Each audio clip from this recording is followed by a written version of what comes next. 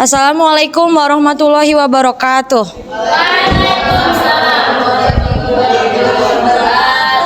Selamat malam teman-teman semua. Selamat malam juga kepada Ibu Roidawati Sihol Bunga, Magister Manajemen, selaku dosen pengampu mata kuliah pemeriksaan akuntansi. Di sini kami selaku kelompok 12 ingin mempresentasikan materi pertemuan 12, yaitu materialitas risiko audit dan kecurangan atau biasa disebut fraud. Sebelum masuk ke inti pembahasan, izinkan kami memperkenalkan diri terlebih dahulu. Dengan saya Aisyah Aminir Nopalupi. Dengan saya GB Esther Martaulina Pitupulu. Saya Alia Maisa Fadila. Saya Rosilintang Haniar. Oke, kita langsung masuk saja ke pembahasannya.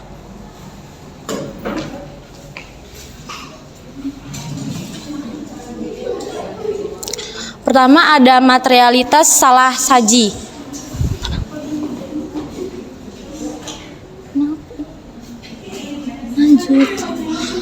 Materialitas salah saji adalah tingkat salah saji yang dapat mempengaruhi pertimbangan pengguna laporan keuangan.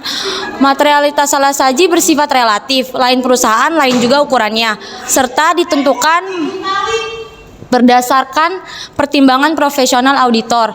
Pertimbangan profesional adalah pertimbangan objektif yang dilatar belakangi oleh pendidikan, pelatihan, dan pengalaman akuntan. Selanjutnya, materialitas salah saji ini ditentukan pada dua tingkat, yaitu tingkat laporan keuangan secara keseluruhan, lalu ada tingkat segmen audit, ada transaksi, saldo akun, dan pengungkapan, yang dimana dikenal dengan istilah performance materiality. Materialitas juga ditentukan pada tahap perencanaan audit dan pada tahap kesimpulan audit, atau biasa disebut evaluasi hasil audit. Selanjutnya, yang kedua, penerapan materialitas itu sendiri. Di sini ada tahap perencanaan audit. Tahap yang pertama menentukan materialitas pada tingkat laporan keuangan secara keseluruhan, khususnya laporan posisi keuangan atau neraca dan laporan laba rugi komprehensif. Lalu tahap selanjutnya menentukan materialitas pada tingkat saldo akun. Materialitas tingkat saldo akun penting untuk ditetapkan karena audit laporan keuangan pada dasarnya adalah audit untuk elemen-elemen laporan keuangan. Setelah tahap perencanaan ada tahap kesimpulan audit. Tahap yang pertama membuat estimasi total salah saji segmen atau elemen laporan keuangan. Terus yang kedua, membandingkan estimasi kombinasi salah saji dengan estimasi awal materialitas atau revisi asesmen materialitas. Revisi asesmen materialitas merupakan perubahan angka materialitas dari yang telah ditetapkan pada saat perencanaan audit. Selanjutnya akan dijelaskan oleh Rosi. Selanjutnya di sini ada faktor-faktor yang mempengaruhi asesmen materialitas. Yang pertama, ada materialitas adalah asesmen yang bersifat relatif, bukan bersifat absolut atau mutlak. Yang kedua, dalam melakukan asesmen materialitas memerlukan angka pembanding. Yang ketiga, materialitas bisa dipengaruhi oleh faktor kualitatif dalam arti salah saji secara kuantitatif tidak material, tetapi secara kualitatif material, misalnya salah saji yang disengaja dan terpola. Selanjutnya ada alokasi materialitas tingkat laporan keuangan ke tingkat saldo, performance materiality. Yang pertama, audit dilakukan dengan cara menguji kewajaran elemen-elemen laporan keuangan. Oleh sebab itu, untuk keperluan audit materialitas, tingkat laporan keuangan harus dialokasikan ke tingkat saldo akun. Materialitas saldo akun disebut dengan materialitas kinerja atau performance materiality. Yang kedua, dasar alokasi materialitas. Yang A, potensi salah saji. Semakin kecil potensi salah saji, semakin besar alokasi materialitas. Artinya, semakin besar toleransi terhadap temuan salah saji. Begitu pula sebaliknya. Yang B, potensi biaya audit. Semakin besar potensi biaya audit, semakin besar materialitas. Meskipun demikian, efektivitas audit tetap tidak bisa dikorbankan dengan pertimbangan biaya audit. Di sini ada hubungan SPI, materialitas, dan bukti audit. SPI yang kuat, potensi salah sajinya kecil. Materialitas besar, toleransi terhadap salah sajinya besar. Bukti audit relatif sedikit. Jika SPI-nya lemah, potensi salah sajinya besar. Materialitasnya kecil, toleransi terhadap salah sajinya kecil. Bukti audit relatif banyak. Di sini ada catatan kekuatan dan kelemahan SPI didasarkan pada hasil pemahaman dan pengujian pengendalian. Estimasi salah saji yang pertama, temuan salah saji dalam suatu akun dapat diklasifikasi menjadi dua, yaitu salah saji terdeteksi, known misstatements, dan potensi salah saji, likely misstatement. Yang kedua, salah saji terdeteksi adalah salah saji yang ditemukan oleh auditor, sedangkan potensi salah saji adalah salah saji karena perbedaan estimasi klien dengan estimasi auditor. Yang B, estimasi salah saji berdasarkan hasil pengujian sampel bukti audit. Yang ketiga, ada resiko dalam audit. Tujuan audit adalah untuk memastikan bahwa laporan keuangan bebas dari salah saji material. Ada kemungkinan tujuan ini tidak tercapai karena adanya resiko salah saji tidak ditemukan. Dari sisi klien terdapat dua macam resiko, yaitu satu, resiko bawaan inherent risk, yaitu resiko salah saji dalam laporan keuangan yang tidak disebabkan oleh faktor SPI. Yang kedua, resiko pengendalian control risk, yaitu resiko SPI tidak mampu mencegah dan mendeteksi salah saji dengan segera. Untuk selanjutnya dijelaskan oleh Alia.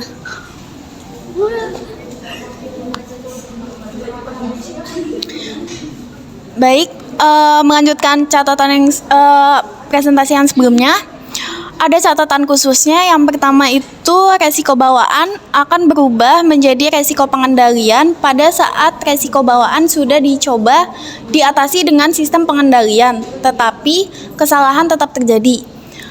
Yang kedua, SPI harus mampu mencegah dan mendeteksi salah saji dengan segera, karena jika tidak segera bisa jadi kesalahan sudah berdampak fatal terhadap pengguna laporan keuangan. Selanjutnya di sini ada resiko audit. Dari sisi auditor ada dua resiko di sini, resiko deteksi sama resiko audit. Resiko deteksi di sini, resiko auditor gagal mendeteksi salah saji material pada saat audit sudah direncanakan dan dilaksanakan dengan cermat dan hati-hati sesuai dengan standar audit yang berlaku. Lalu di sini ada resiko audit. Resiko auditor salah dalam memberikan opini atas laporan keuangan disebabkan karena salah saji material dalam laporan keuangan tidak terdeteksi atau tidak diketahui oleh auditor setelah audit dilaksanakan sesuai dengan standar audit.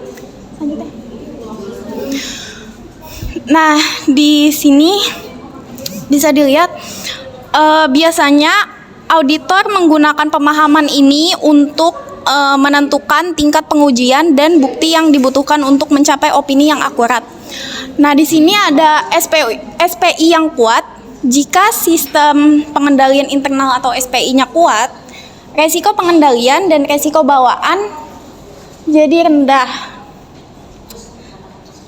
Hal ini menyebabkan potensi salah saji kecil sehingga tingkat materialitas bisa lebih besar. Dengan demikian, resiko deteksi meningkat, namun resiko audit tetap terkendali. Akibatnya, bukti audit yang dibutuhkan jadi lebih sedikit. Terus sebaliknya di sini kalau SPI-nya lemah, resiko pengendalian sama resiko bawaannya jadi lebih tinggi. Ini meningkatkan potensi salah saji menjadi lebih besar sehingga tingkat materialitasnya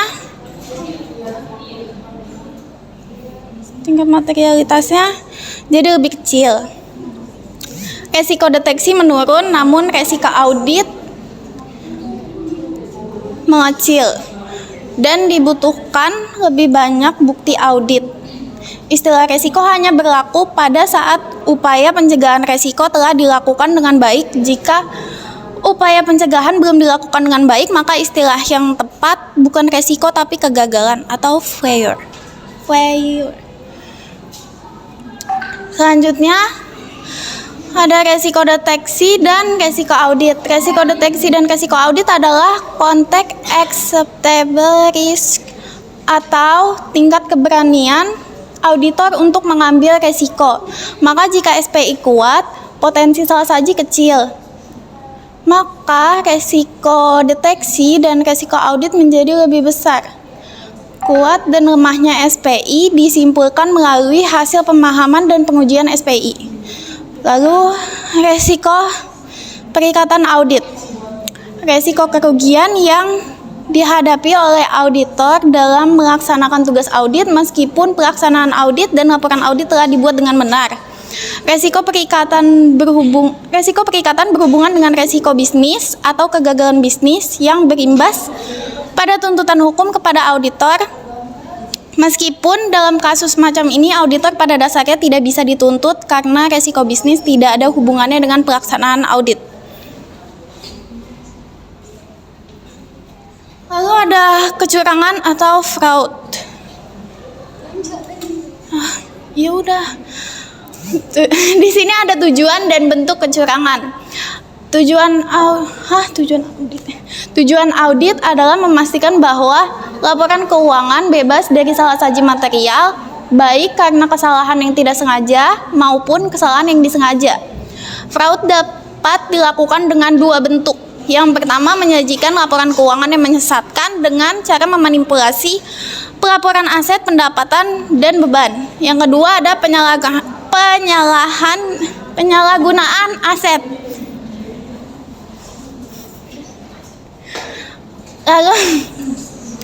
Lalu di sini ada faktor pendorong kecurangan. Ada 3. Yang pertama itu menguntungkan atau tekanan, di mana curang ini dilakukan karena menguntungkan atau bisa juga karena tekanan. Terus yang kedua ada peluang. Curang dilakukan karena terbukanya kesempatan untuk berbuat curang. Dan yang ketiga, mentalitas atau rasionalisasi. Curang yang dilakukan karena faktor mentalitas atau pembenaran atas tindakan yang salah.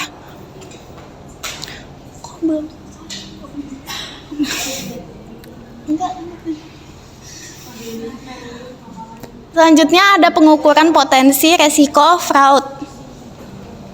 Yang pertama, di sini menerapkan prinsip skeptisme profesional atau sikap selalu mempertanyakan. Yang kedua, melakukan evaluasi kritis terhadap bukti audit. Lalu ada sumber informasi asesmen resiko fraud. Yang pertama, biasanya berasal dari hasil diskusi dengan tim audit, hasil wawancara dengan manajemen, hasil identifikasi faktor-faktor pemicu fraud, hasil uji analitis terhadap data dan informasi yang tersedia, dan sumber informasi lain. Penjelasan selanjutnya akan dilanjutkan oleh Gaby.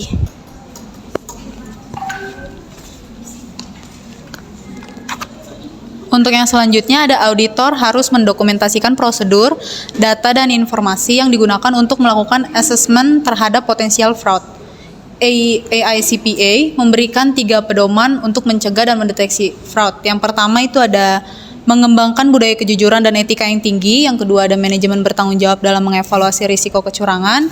Yang ketiga ada pemantauan oleh komite audit. Selanjutnya ada budaya kejujuran dan etika dikembangkan melalui yang pertama ada contoh perilaku dari top manajemen, yang kedua ada menciptakan lingkungan kerja yang positif, yang ketiga ada merekrut dan mempromosikan SDM secara cepat, yang keempat pelatihan untuk memahamkan ekspektasi manajemen, yang kelima ada konfirmasi dari SDM tentang pelaksanaan tanggung jawab masalah kejujuran dan etika, yang terakhir ada penanaman disiplin. Selanjutnya ada tanggung jawab manajemen terhadap resiko fraud. Yang pertama itu mengidentifikasi dan mengukur potensi fraud, yang kedua mencegah resiko fraud, yang ketiga memonitor program pencegahan dan pengendalian fraud. Pengawasan fraud oleh komite audit mencakup yang pertama ada pelaporan langsung ke komite audit atas temuan penting dalam internal audit. Yang kedua ada laporan periodik oleh divisi etika tentang whistleblowing, yaitu fluid untuk fraud. Yang ketiga ada laporan lain tentang pelanggaran etika atau tersangka fraud. Selanjutnya ada respon auditor atas resiko fraud yang mencakup yang pertama itu ada perubahan keseluruhan prosedur audit, yang kedua perancangan dan penerapan prosedur audit untuk mendeteksi resiko fraud.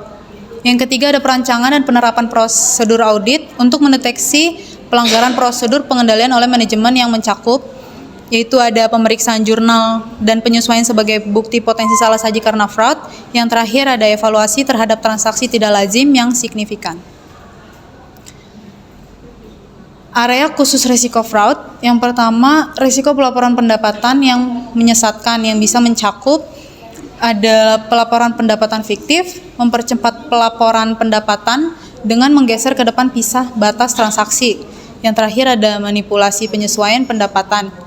Lalu untuk sinyal fraud dan pada pendapatan itu ada dari prosedur analitis, adanya persentase laba kotor atau gross margin, dan perputaran piutang yang menyimpang jauh dari data pembanding. Yang B ada ketidaklengkapan dokumen atau documentary discrepancies.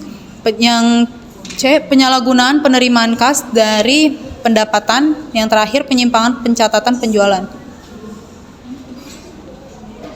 Yang selanjutnya yang ketiga itu area fraud yang lain, yaitu ada risiko fraud pada persediaan, misalnya pelaporan persediaan fiktif, terutama pada saat persediaan disimpan di gudang yang lokasinya tersebar. Lalu yang B itu ada risiko fraud pada pembelian dan utang dagang, yang C ada risiko fraud pada aset tetap, D risiko fraud pada penggajian. Selanjutnya ada tanggung jawab pada saat ditemukan dugaan pelaku fraud. Yang pertama itu ada melakukan wawancara kritis dan analitis yang mencakup ada wawancara informasi atau informational inquiry dengan tujuan hanya mengumpulkan fakta. Selanjutnya ada wawancara assessment, yaitu wawancara yang bersifat analitis dengan cara mengkontraskan berbagai informasi yang telah didapat. Yang terakhir ada wawancara interogasi atau interrogative inquiry. Lalu yang kedua ada evaluasi wawancara. Yang ketiga menerapkan teknik mendengar atau listening skill di sepanjang proses wawancara. Yang keempat melakukan observasi perilaku terduga pelaku fraud atau observing behavioral cues. Yang kelima ada memberdayakan software untuk analitis data. Yang keenam memperluas pengujian substantif.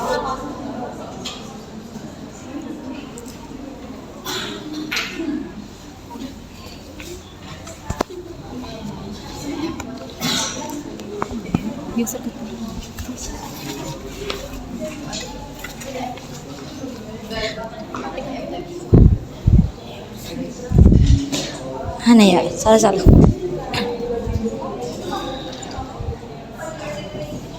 Baik, segitu saja untuk pembahasan materi pertemuan 12 kali ini. Kurang lebihnya mohon maaf.